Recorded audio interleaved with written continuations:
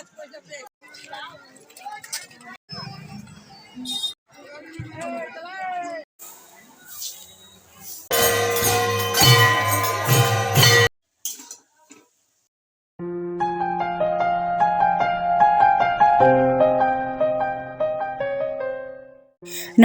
বন্ধুরা, Shubhra blog and কুকিংয়ে আমি শুভ্রা সকলকে জানাই গুড মর্নিং।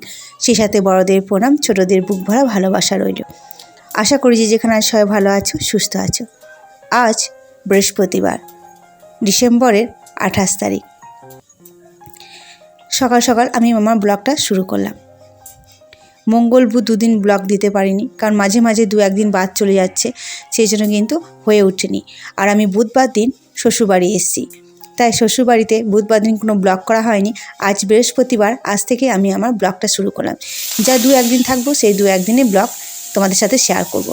তা দেখো, দুপুর রান্না এই যে মূলো শাক করব, সেই জন্য তেজপাতা, 5 ফোড়ন, শুকনো লঙ্কা দিয়ে দিয়েছি।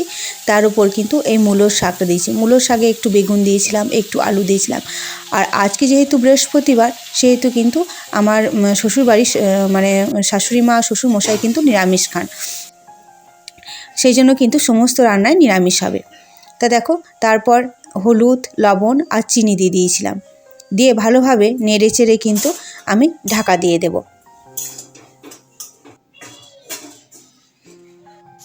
এই যে ঢাকা দিয়ে দিয়েছি। ঢাকা দেওয়ার পর আমার শাকটা কিন্তু হয়ে গেছে, খুব সুন্দর হয়েছে শাকটা। শাকটা রান্না করার পর এদের আমার শ্বশুর মশাই বসে আছেন, ওনাকে মুড়ি দেব।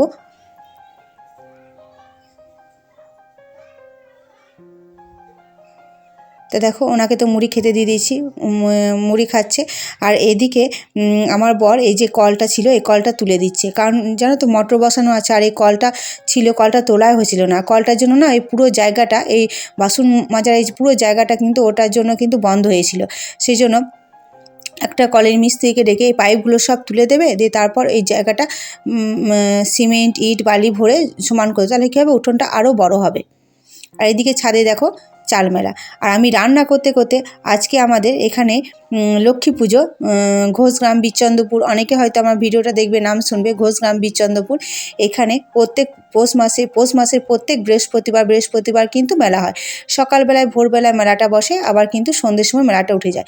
এদিকে দেখো কত লোক, আমি একবার করে রান্না করছি, একবার বারান্দায় বসছি, একবার ছাদে যাচ্ছি, লোক দেখছি ভিড়। আর আমার মেয়ে আর আমার বর কিন্তু ওই যে হাতে মিষ্টি কিনে নিয়ে চলে আসে।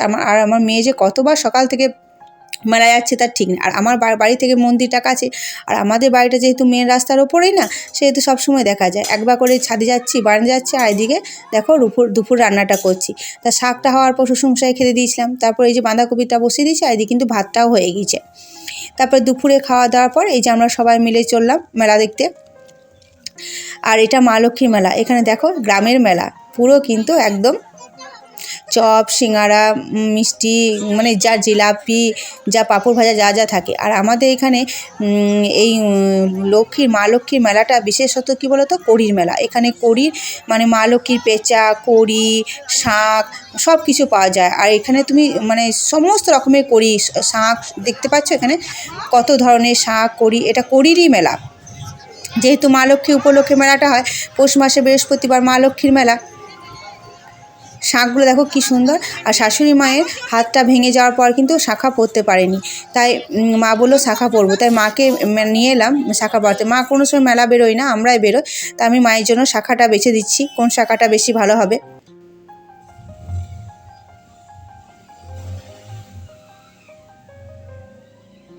আর মায়ের হাতটা খুব একটা ভালো সেট হয়নি, এখনও কিন্তু কিছু পারে না, তাও ওই হাতেই কিন্তু কষ্ট করে।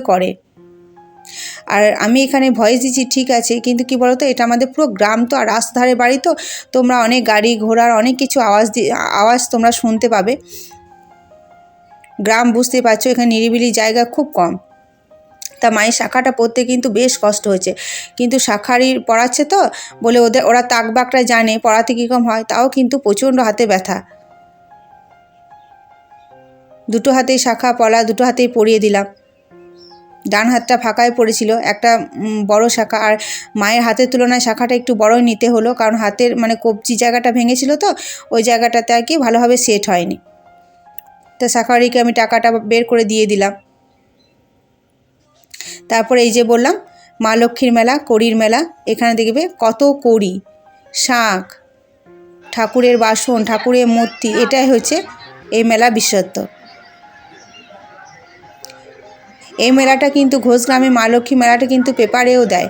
অনেকে বিচন্দ্রপুর, বাঁকারায়, তারাপীঠ বেড়াতে এলে কিন্তু এই যে ঘোষগ্রামে মা লক্ষ্মীকে কিন্তু দর্শন করে যায়। আর গ্রামের মেলা বুঝতেই পারছো, সব কিছু কিন্তু এখানে পাওয়া যায়, ব্যাগের দোকান থেকে এ থেকে সব কিছু, সমস্ত কিছু। আর এই কাঠের, লোহার, এই দেখছো লোহার, এখানে লোহাটাও কিন্তু খুব বিক্রি হয়। প্রত্যেক বৃহস্পতিবার, পৌষ মাসে যটা বৃহস্পতিবার পড়বে তটা বৃহস্পতিবারেই এই মেলাগুলো হয়। আর বৃহস্পতিবার দিন ভোরবেলার মেলাটা বসবে, আর 5টা হতে হতে কিন্তু সব মেলা উঠে যাবে। এদিকে দেখো আমার ভাগ্নি সাঁড়াশি কিনছে, দাম জিজ্ঞেস করছে। আর দাম কিন্তু প্রচুর, মানে যা দাম বলবে সেই দাম, দাম কিন্তু এক ফোঁটাও কমাবে না।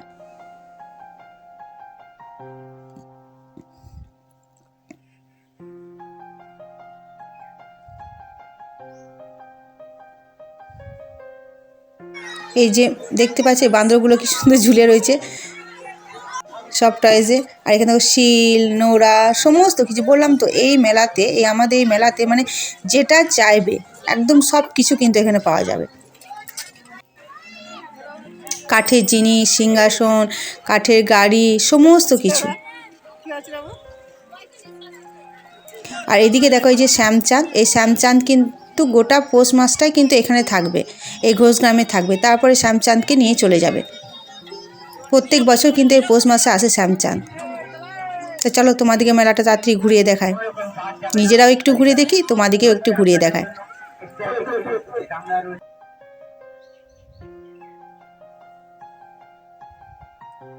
আর এর আইসক্রিম বেচা দেখে আমার খুব হাসি লাগছিল। আমার ভাগ্নিটা বললো, মাইমা এর আইসক্রিম বেচছে, কথা বলাটা একবার আমি ভিডিও করবই। এমনভাবে বলছে, এমনভাবে বিক্রি করছে না, খুব হাসিও লাগছে দেখে। তারপর দেখো এই যে মন্দিরটা, এটা হচ্ছে মা লক্ষ্মীর মন্দির। এই মন্দিরে হচ্ছে মা লক্ষ্মীর বসবাস। আগেও এই মন্দিরটা তোমাদেরকে দেখিয়েছি। তা দেখো কত মানে এখন তো ভিড়, আর সকাল দিকে পুরোটা মানে ভর্তি ছিল, কত সিঁদুর পরে আছে, পুজো করিয়েছে। এখনও 2-1টা যাত্রী আছে, যাতে লাস্টের পুজো।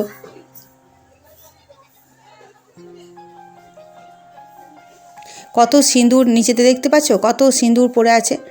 সব কাঠের বেড়া দেওয়া, মানে ঢোকা যে যাবে না এমন অবস্থা হয়ে যায়। তা পুজো হয়ে যাওয়ার পর সব পরিষ্কার করছে মন্দিরগুলো।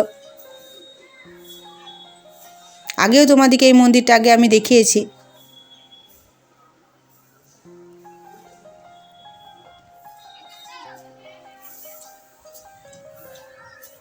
সবাই দেখছি ঝাঁট দিয়ে দিয়ে পরিষ্কার করছে। আর তারপর মেলা ঘুরে আসার পর এই যে আমার মেয়ে একটা মুখোশ কিনেছে, সেটা নিয়ে তো সবাই মিলে মুখোশটা পরে মেয়েকে ভয় দেখাচ্ছে, নিজেরাও একটু আনন্দ করছে। সন্ধ্যের সময় সন্ধে প্রায় লেগে গিয়েছে, আমরা বসে আছি বারান্দাতে, কারণ এখন তো কোনো কাজ নেই। মেলা ঘুরে এসে বারান্দায় বসবো, যত লোক তো আমাদের মেন রাস্তার ওপরেই বাড়ি, যত লোক তো আমার বাড়ির উপর দিয়ে যাবে, দেখতে বেশ মজাই লাগে। মেলা থেকে কী কিনলো না কিনলো সবকে জিজ্ঞেস করি, ভালো লাগে।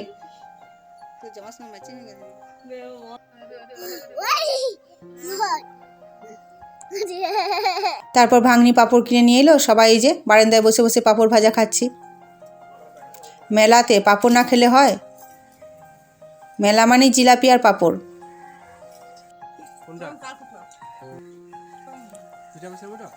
আর এই আমার বারান্দাটা যে সব থেকে প্রিয় জায়গা। শাশুড়ি মা ওই দিয়ে খাচ্ছে। আর এদিকে চলো শ্বশুর মশাইকে দেখায়, ওনাকেও কিন্তু দিয়েছি পাঁপড়, ও কিন্তু বসে বসে খাচ্ছে।